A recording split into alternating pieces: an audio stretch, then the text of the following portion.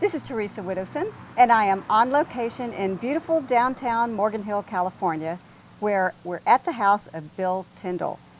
I'm going to be talking to him about his plans for showcasing local artists.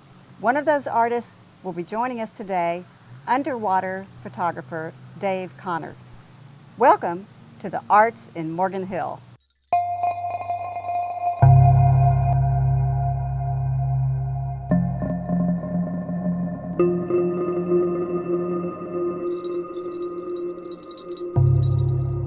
Hi, Bill.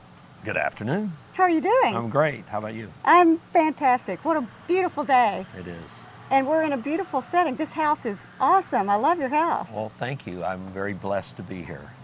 It's a beautiful setting on a beautiful day, and we're talking about beautiful artwork and artists, and you have a plan, right? You have an idea. Yeah, I've been a designer for 30 years. I've met lots of very talented people in my career, and both music and art and theater. And when I was able to live in this wonderful house, I thought, well, why not start, showing art and having people over that play music and really showcase them in this wonderful surrounding. And you're thinking about local artists and musicians, right? Absolutely. I mean, I'm in theater and I play music. I'm not as talented in the drawing or painting, but I enjoy all of it. Well, and you've got that great room in the front with the baby grand piano, right? That was something I gave myself a couple of years ago. I took piano when I was a kid, and I wanted to learn how to play again, so I'm getting back there. Is it one of those things where, I don't know about you, but it's like I always wanted to play piano, and when I was a kid, we couldn't really afford to get a piano, right? So I would play at all the pianos all around the neighborhood. Anybody who had one, and whenever I was over there, I would play it. And then when I became an adult, it was like one day I woke up and I'm like, I'm an adult, I have a job, I can afford it, why didn't I get a piano? It's Absolutely. like all these years went by and I'm like, why don't I have a piano yet? Yeah. Because you have a lot of connections in the community with the theater work and everything that you do, and with your decorating business, because you meet a lot of people, I would imagine. I do. A lot of my clients love coming here and, picking out their things for their home. And then the theater, we have lots of cast parties here and just, read-throughs and things like that. So is that how you're going to find most of your artists and musicians, you think? Well, they tend to come to me in different ways. I look at stuff online, then I meet people in the course of my work, and just there's different ways, that you meet people. I think every day you're kind of presented with people, and you need to find out what they're all about. I think you and I talked about that over lunch one day. You know people, but then you really find out they have all these talents that you never knew they had. So. Yeah. It's nice to really get to know people and find out what they're all about. You find out they're really, really interesting, and you just never knew it. And people you think aren't interesting are interesting sometimes, and you have to really dig to find that out sometimes. So are you going to, focus on one area, or like modern art or classical or music, or you just the whole gamut? No, we're starting off with the photography exhibit, which down in Gilroy. Next weekend we open. I have friends that are painters, people who are sculptors. So, anybody who's got a talent that I think should be out there, I'm going to try to promote them. Great. You're going to be your own little gallery right here in Morgan Hill. Because Well, we used to have one. We did, and I'm really not looking to get in the gallery business as much as have fun. Well, a one-day gallery. Yeah, How's that? exactly. A one-day gallery. Yeah. Yeah, having fun. That's the good part. It's all about fun. So tell me, the guest that we have today that's coming on, Dave Connor, how did you meet him? Dave and I have known each other a few years through friends, and I really didn't know he did this until I visited his house one day, and he had all these incredible photographs everywhere. I'm like, oh, where did you get these? And he goes, well, I took them. I'm like, how did you do that? He goes, well, I'm a dive master. So it was very interesting finding out about him, and then a little further along, I found out he's an incredible musician too. He plays the guitar and he's a singer, kind of a Renaissance man. Why don't we bring him on the show, and we'll be right back with Dave.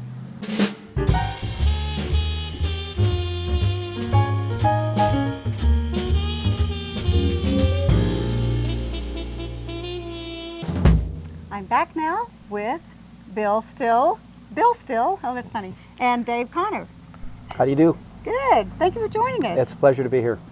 So tell me about your first meeting with Bill, where you actually revealed that you're a photographer, and he's like, oh. Bill was helping me do some work in my house to make it a little more presentable, and was shocked at some of my images. And I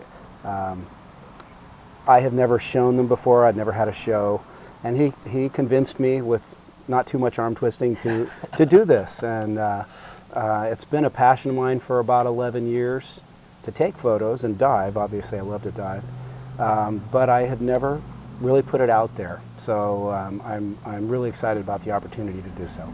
Yeah, that's great. Now, when you dive, where do you go mostly? Or do you have your favorite places, or do you just go a lot of different places? Well, you know, favorite places aren't quite as accessible as places I go often. My favorite place is in Indonesia, actually. Some of my photos are there. I dive most often in California, in Monterey and Carmel. I work part-time, not much recently, as a dive master on a charter dive boat in Monterey. And occasionally will help with scuba classes. I'm a dive master, so PADI dive professional. How thick is your neoprene suit that because it is cold in those waters? Mm-hmm. You know, you picked one key word. It is neoprene. If you had said wetsuit, I would have said I don't wear a wetsuit. I actually wear a dry suit now. It can be pretty chilly in the waters around here. It can get down to 45 degrees at times. That's cold. Yeah, so I like to say I dive in footy PJs. They're the thickest, most comfy fleece, full body PJs that you've ever seen, and then a dry suit goes over the top of that. Seals you in, and so you're nice and comfy and cozy. Nice. So how long? So you can just stay down there as long as your tank lasts, right? Yeah, pretty much. I mean, it's either as much air as you have, or until you reach what's called your no decompression limit. Oh, right. Right. For non-dive people, you know, that's means It's you're not to you get don't the want bends. nitrogen in your blood, right? Exactly. Because it's painful. Or too much. Yeah. Right. Too much. You're right. Yeah, we do have some nitrogen in there already, but so how many years have you been diving? I've only been diving for 11 years. Not all that long. Were you taking pictures from day one, or did that come after? Maybe day two. Yeah, you know, I don't play golf so much anymore. I've played once in 11 years. And I quickly bought a little inexpensive housing for my little Canon PowerShot type camera, and started taking photos just to do show and tell for friends. Right. When did you go from just taking taking it for social, your photography for social show and tell, to I think I want to do more with this? Well, you know, at the urging of others, probably 7 years ago, I started selling a little bit, and really because of the cost of the equipment that I was buying and the dive travel to the far corners of the world, I decided to start a business. But I really hadn't been serious about marketing my stuff up until now. I had sold from people that would come to the house and say, you know, I really like that, and and there was some word of mouth as well. But I really wasn't out marketing it. But I guess it was probably 6 or 7 years ago that I really said, okay, I think people might actually want to buy this. I need to take better shots. I still never went out and sold it often. But he's the typical artist. He's never happy with what he's got. So I had to push him. This is good, and we have to put it out there. So we've been kind of struggling with the format, how we want to present it, and because there's so many different ways to present photography. So he's learning that, and myself also, and I think it'll progress as we go along even better, you know, and make the work look better. It sounds like you have an agent going here. Kind of feels that Not way. going to have to throw a I'm not commission fighting it. his way, huh? We're having a good time right It's funny, we haven't worked out those details yet, Bill. now. We will. Where's that paperwork? No, I mean, right now, the whole idea is to get it out there, see what the response is from people. I think it's going to be incredible because the work is beautiful. And, I mean, from my experiences as a designer all these years, when you put something like this out there, you know, people go for it. And it's a crime not to show it. So. Right. I am looking for things that are pleasing to the eye, that may look like art. You may not know what it is, but you like looking at it. So, and there's a lot of strange, beautiful looking things underwater on this planet. So, Right. I've been fortunate enough to find a few of them and get some okay shots. he does find very unusual subject matter underwater, and things that he's shown me actually how big they are. They're minuscule, and he's made them look incredible, you know, with the lenses and things he uses. And his sense of balance in his pictures and the clarity of what he's trying to take, it just comes off really nice. I'm trying to think, you know, my husband and I hate to say we're divers. He was more of a diver than I was, and I got into it for a few years. We haven't dove in a long time. But when we were diving, there are these little, I'm sure you're going to know the name of them, but I want to say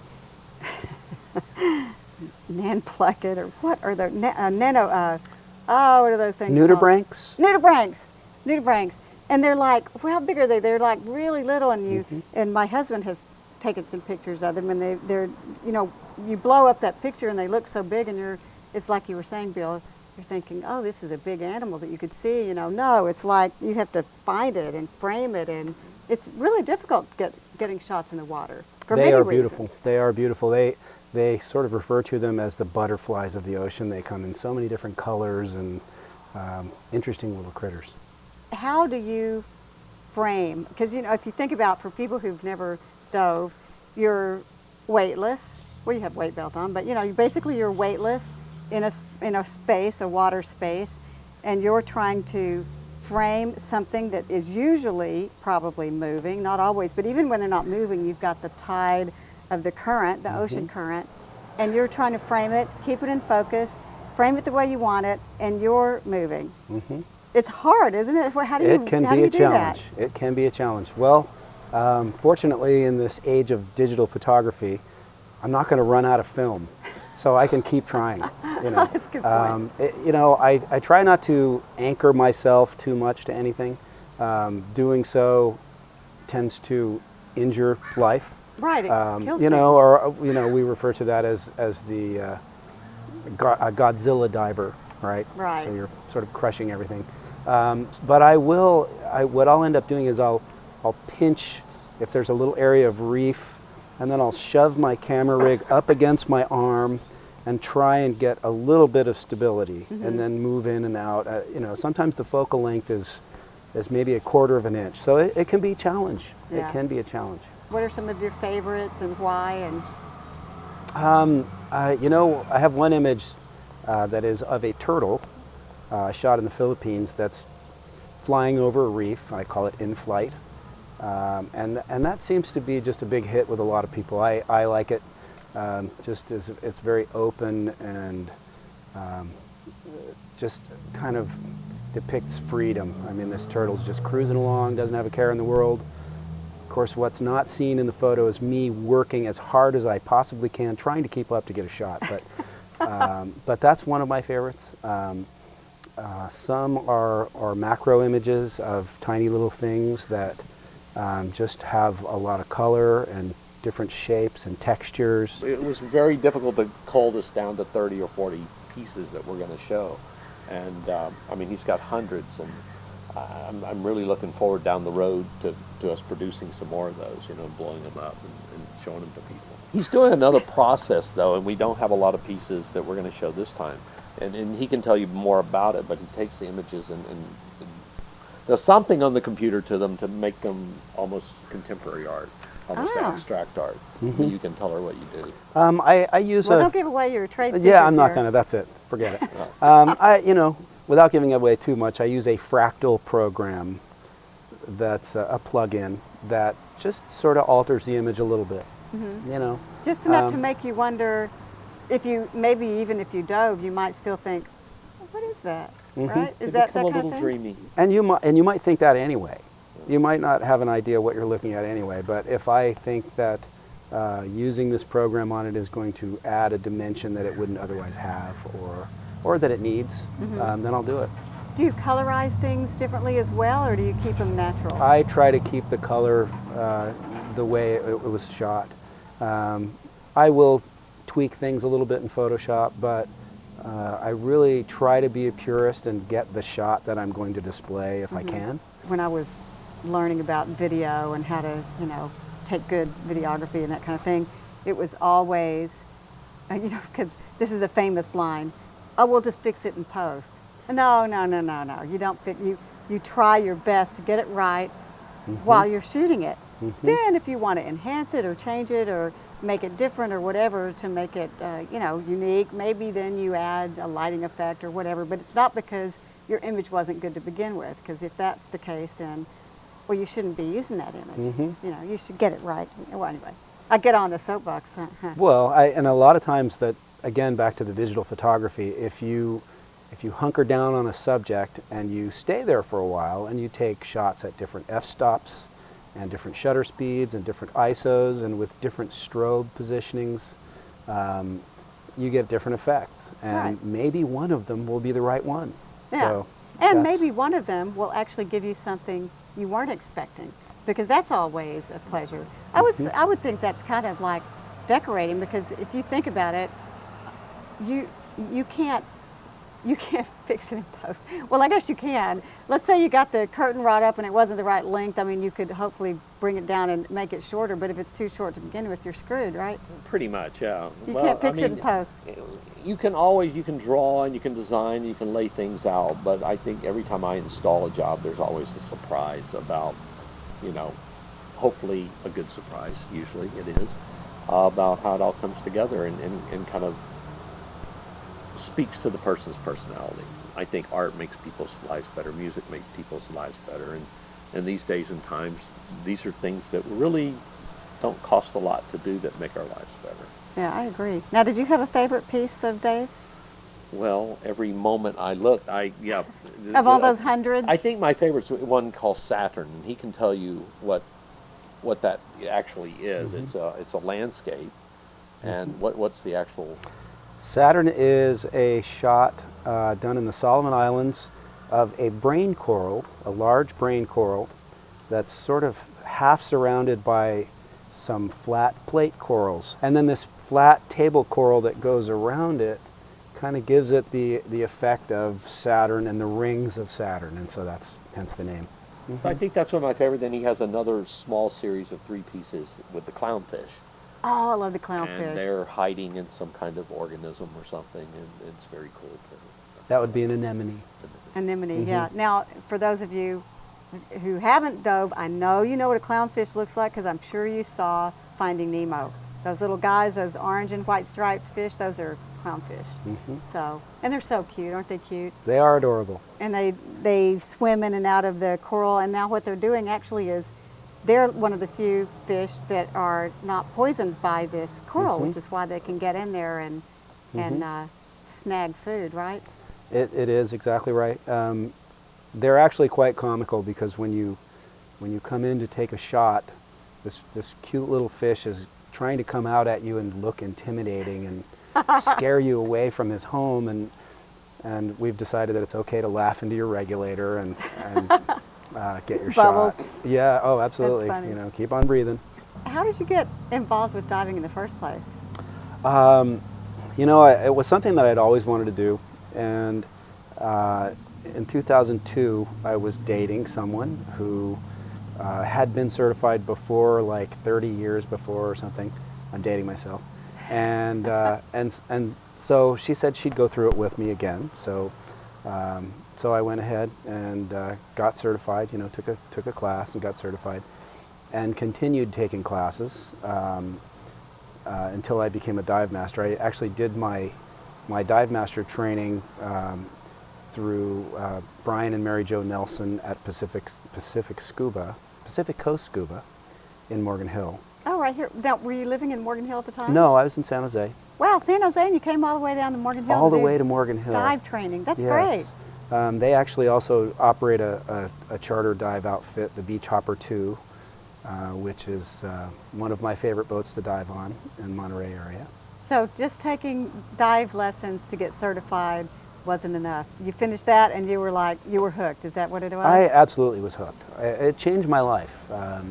You know, you make new friends, you travel the world with them, you bond, and it's an interesting thing, bonding with someone underwater. You're trusting them with your life, and vice versa. So it's a profound bonding in that regard. It's an entirely different world. We'll see, maybe I could connect you to it. You could do an underwater show one of these days. Oh, There we go. I don't know about that. I haven't dove in a long time. I'm not sure. I kind of do like the land now. I like having my feet here and having the air right here in front of me and not having to worry about it. Thank you. We've all been talking about all your underwater photography. Have you done any that's on land? Not a lot. Before I ever dived, did we decide on that? Yeah. Yeah, I did some photography. I used to shoot in the mountains a little bit, but I never really embraced it to the point where I did when I started diving. So really that's where that took off. But you've had some success though with that, right, on your travels? Yeah, you know, I think they would be more qualified as snapshots, you know. I occasionally got lucky and got a shot that I might think about actually printing and hanging on my wall, but not ever on anyone else's. I think Bill might disagree. In putting his photographs together, I found it very interesting to see the people that lived in the particular locations where he's diving, and it shows you a little of the scenery and what you probably see all day long before you go underwater. And I think we're going to try to tie those in a little bit, what we're doing, because we're kind of organizing it by location somewhat, so people will realize that the oceans aren't the same all over the world. That when you travel, the water in California is much different from the water in Indonesia or the Philippines, and I can see that in the photographs when I look at them. So. Yeah, and the animals and the plant life that are in that water are completely different a lot of times too. Both above and below the surface. So, Right. I have That's great. taken some shots of, some of the people living in the villages in the Solomon Islands and folks that I met in Indonesia, mostly kids. I like taking shots of the kids. He's gotten some beautiful images of the people that he's met along the way, and they're usually in pretty remote places, that he meets these people. So I think they're beautiful myself. I think those are great because they're places where most people wouldn't go, and they don't know what the people look like or what the environment looks like.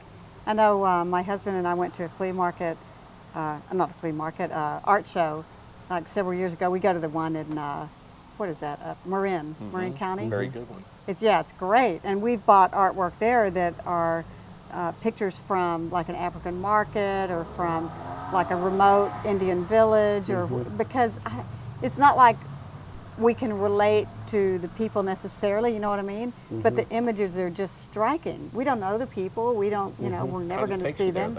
But yeah, it kind of takes you there, and it's a place where I'll probably never see. So it was really interesting. So Bill was telling me earlier, Dave, that you're not just, I think we were talking about it too, that you're not just a photographer, that you're also a musician. What do you play? I play the guitar, and I sing.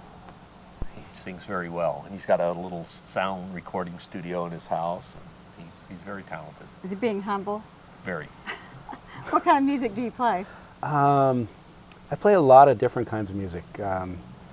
Jazz, rock, pop, funk, classical, Oh, wow. Latin, rock. That is a lot. Yeah. So is your guitar one of those that you can do acoustic or electric? Which one? Okay. He's got a whole wall full. Oh, of okay. That's what I guitars, should have and, said is how many guitars do you have, right? Yeah, but I do have, I have a couple of, electric guitars that you can play acoustic, or I have some acoustic guitars that are electric, so figure that out. Well, yeah, wait a minute. Isn't that oh, no, it's not the same thing, is it? No. Different kind of, because the electric would be a solid body, and the acoustic would be an open body, and then, I don't know if I've ever seen an electric guitar that can be acoustic. I mean, that can be acoustic, obviously you don't plug them in, but you're talking about something different, Well, right? they just put a special little pickup in there so they sound like an acoustic guitar. Oh, Yeah, okay. so, Okay, special effect. It's a plug-in.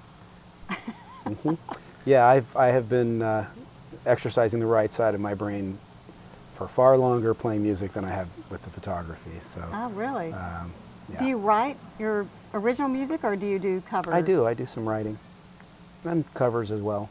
What would you call yourself for Dave? Are you his curator, his manager, his promoter? Kind of his bulldozer. I'm pushing him. Okay. No, you know what? I just want us to have a good time. Dave certainly invested a lot of money in getting the pieces ready for the show, and I want him to have a great show. But I think it's important just to get people out there and show the world how talented everybody is. And if I can be a part of that, that's really what I want to do. Well, I have my design company. It's called Broughton Design. So I decided to kind of segregate Broughton Design Productions and start doing events for, talent. How did you get involved, Dave, and the Gilroy Arts Alliance? How did you get that to come together? Well, I do theater, as you know. I perform for South Valley Civic Theater here in Morgan Hill, and then I also work for a theater called Limelight Actors Theater in Gilroy. And I didn't know you did both. Yes, You're a anywhere busy they'll man. put me on stage, I'll go, believe me. And Kevin Heath, who owns Limelight Theater with his partner, Alan Obata, is the president of the Gilroy Arts Alliance. Oh, okay. And so in talking to him, they're always looking for new, interesting exhibits. They're in their first couple of years, they're just starting to, put the galleries together, and they're trying to make sure they have quality shows. My first thought was, that's a lot of space for me to fill.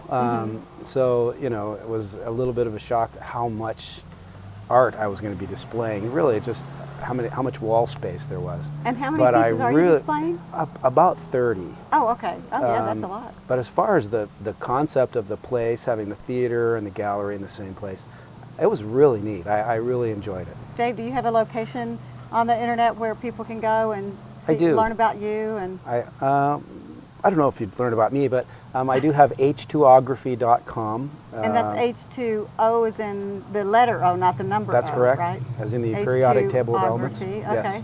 Yes. .com.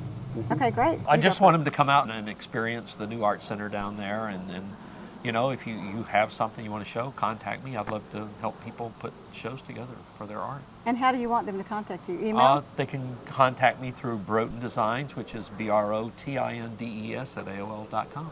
At AOL.com? Okay, so that's your email. That's my email. Okay, so we'll do that. And we're going to close for now. And I want to thank Dave and Bill for joining me today on this Arts in Morgan Hill. And we're Arts in Morgan Hill eventually with Bill's showcase. And then don't forget though, just because it's Morgan Hill, we're not snooty. We'll go down to Gilroy. So there is art down there too at the Gilroy Arts Alliance, and we will see you next time.